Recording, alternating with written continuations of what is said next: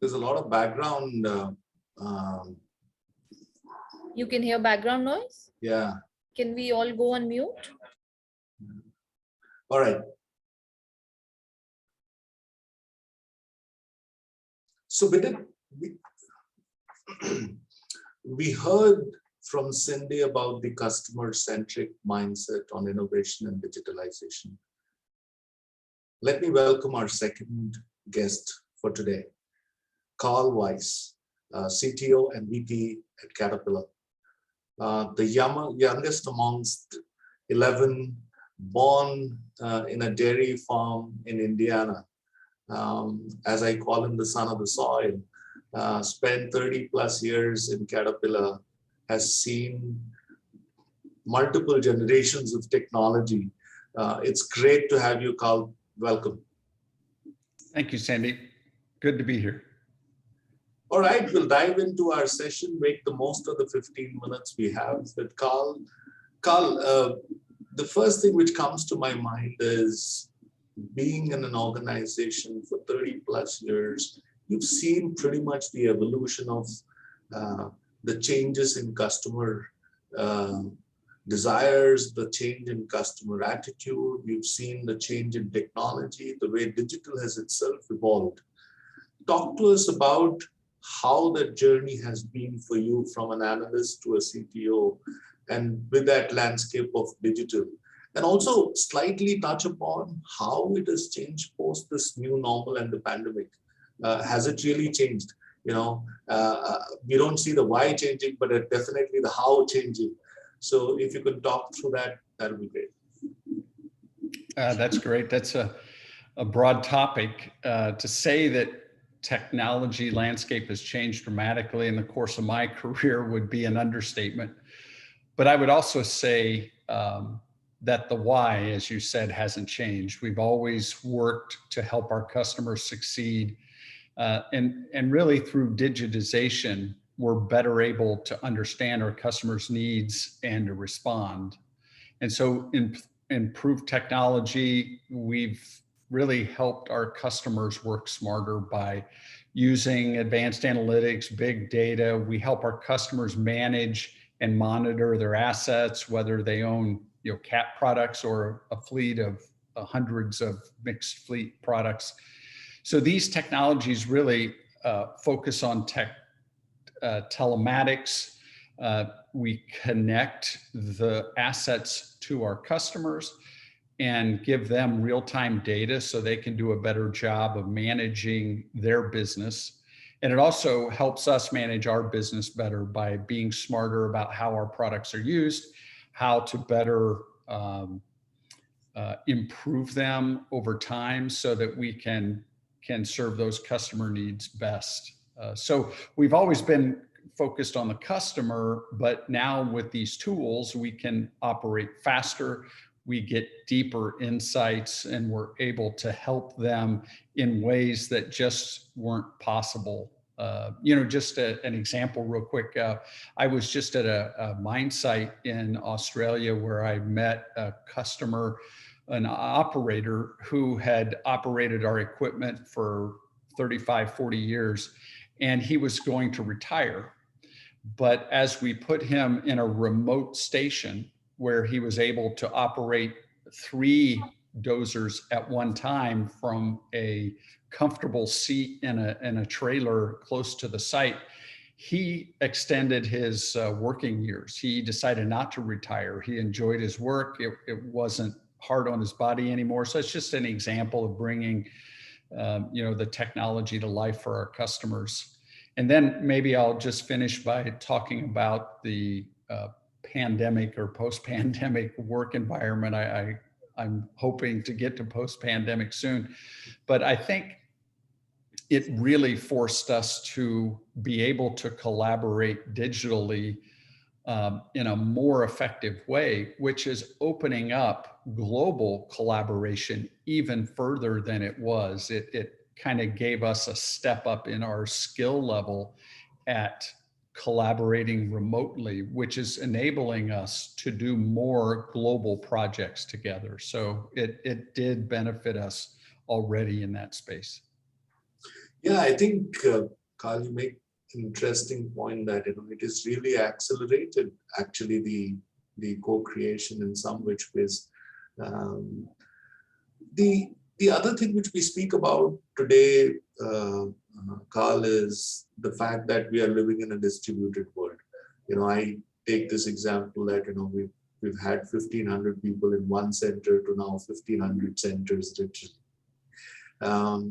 And if you look at, say, a bank which had, retail and corporate, today it's customer-led, a customer journey-led transformation.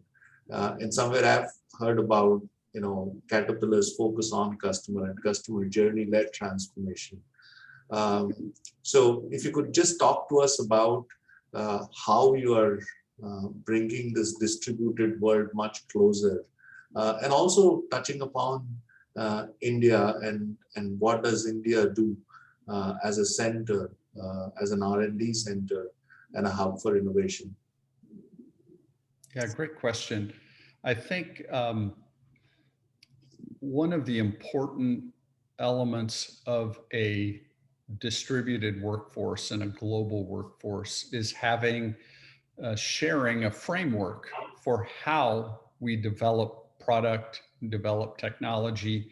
In Caterpillar, we have a process called our NPI process, or new product introduction process.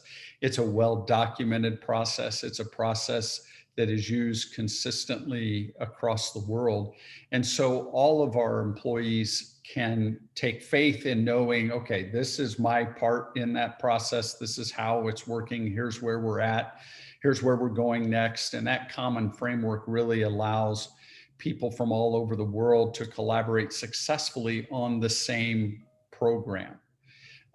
So that, combined with leveraging the latest tools, really, and our know-how that we've learned during the pandemic, I think have really accelerated that. So Caterpillar's product development is a truly global, around-the-clock process, and work that starts in the morning somewhere, finishes, continues then through the night because of the potential and the ability to hand off that work and to work on common projects together. In my division, we have engineers around the world, and we lead research and development in India, in the United States, in China, in different parts of the world. And our ability to collaborate has accelerated our work, but also has enriched our knowledge base. 20 years ago, our India team were support to projects that were happening around the world. Now they're leading many of our projects because they built that expertise. We've developed the technology to allow better collaboration. And so we are getting even better results, not only because we have experienced and talented people in India, but because they also know their customer base, which helps us from a global perspective as we try to win customers in India. Awesome. I think over a period of time, some of the nuances of the industry has been picked up by the offshore centers like India, accelerating that. Slightly digressing, Carl, one of the things which I've read most about Caterpillar is sustainability. I think, your India center itself, reviving a lake in Hosur, was a great example. But I wanted to touch upon the other side of it, which was your partnership with NMG, a mining customer in Canada, and the fact that you have zero emission vehicles. Talk to us about your journey around innovation and sustainability. Yeah, great. Thanks for the opportunity to do that. Yeah, we're excited about our partnership with Nuvo, Monde, Graphite, NMG. Um, we are here to support our customers through this transition of energy. For I don't know, 90 years we've built diesel engines and helped our customers do wonderful things around the world with those machines and with the power from those engines. And we will have them for some time to come, but we now have the technology, as you well know, to move toward an electrified world, a zero emissions world. And we are taking our customers through that journey. And we think it's very important that we do that in a way that continues their success. We can't make it extremely expensive to make that transition. So our goal is to partner along the way to develop those solutions that help our customers succeed, but at the same time provide a cleaner and cleaner world that will benefit all of us. So the journey will take some time. We are working very aggressively on electrified drivetrains that we have had for quite some time now. Our first electric drive diesel driven machine was our D7E dozer in 2007. And we have evolved to now we have a fully battery operated underground mining loader available to underground mining customers. So it's an exciting journey and one we're really happy to be on with NMG. One of the other things, Carl, is the partner ecosystem. I advise and mentor a startup, and they started to work with an automotive major, and there were some announcements, and they were part of that entire partner ecosystem around AI in cars or AI in vehicles, and blockchain-based digital passports. So how is that central to Caterpillar? How do you leverage the partner ecosystem to accelerate innovation and digitalization? Yeah, we're doing a lot of similar things in partnering with experts across the industry. There are really literally billions of dollars being spent in fields like electrification and autonomy globally for automotive purposes, commercial trucking purposes. And it would be silly for us to try to reinvent the wheel along the way. As you know, we've been in the forefront of autonomy for mining for many years, and we are now moving in helping our customers on the construction side in that space. So what we do is understand where we want to be the experts, where we want to differentiate, where we want to spend our intellectual capital and invest there, put our resources there, and where we know the expertise lies elsewhere and where it can supplement our capabilities, we partner. And it's a real exciting time and space for that, because so much is happening and so much is changing. And we need those partnerships to keep us abreast of the latest and greatest changes. So it can be complicated for sure, but that partner ecosystem is essential for us to stay ahead of our competitors as we serve our customers and make them successful. Thank you. One last question, which I am very inquisitive of asking you. I heard your podcast, and I saw there was a 90-day rule, but I just wanted to expand that question a bit, Carl. 30 plus years in one organization, the youth of today wants to, move around, experience, bigger, better things as quickly as possible. And what's your advice to them? How do you actually thrive in an organization and continue to innovate. Please talk to us about it. Sure.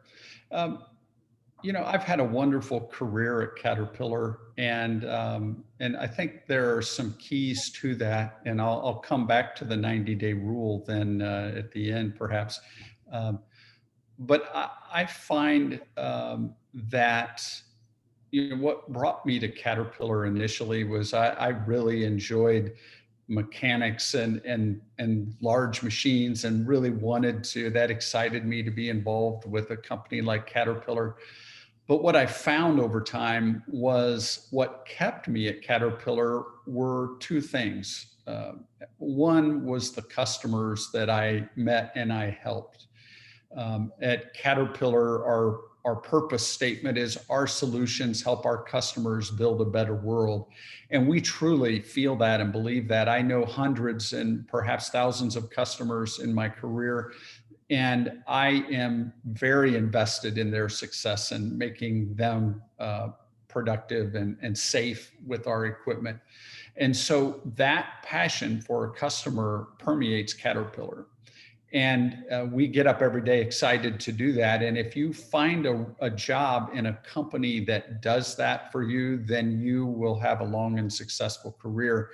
But more than that, because we're bound together by that passion, and because many of us have longevity in Caterpillar, we form a type of a family. And you also, as well as trying to make your customers successful, want your teammates to be successful. And we get up every day and go to work, sometimes from our homes now, to help each other and to play a part in that collaborative family. And that kind of brings me maybe to the leadership part of this. As I became a leader, because we are all focused on the same things, our job as leaders, and I call it servant leadership, is to help our employees be successful by removing obstacles, by giving them resources that they need. And that's the key to good leadership. And as I moved through my career, I started as a young supervising engineer, thinking I knew everything and just needed to tell my employees what to do. And I found, as I moved into different leadership positions, I found that they knew much more than I did about what needed done. And so that 90-day rule for me was listen for 90 days. You had to make some decisions, of course, in that time period, but within those 90 days, don't make any big changes and big decisions until you've listened and heard and learned from your team, your employees, and the customers in that space, and then make your choices and decisions on how you're going to make the business better. So I appreciate you asking that question. Thank you, Carl, and that's our time. I really would like to thank you for a short, but hopefully next time when we speak, we'll have a longer time to dig into your vast experience. But thank you so much on behalf of NASSCOM and personally from me for coming over and spending time with us. Thank you, Sandeep. I appreciate it. Back to you, Justin.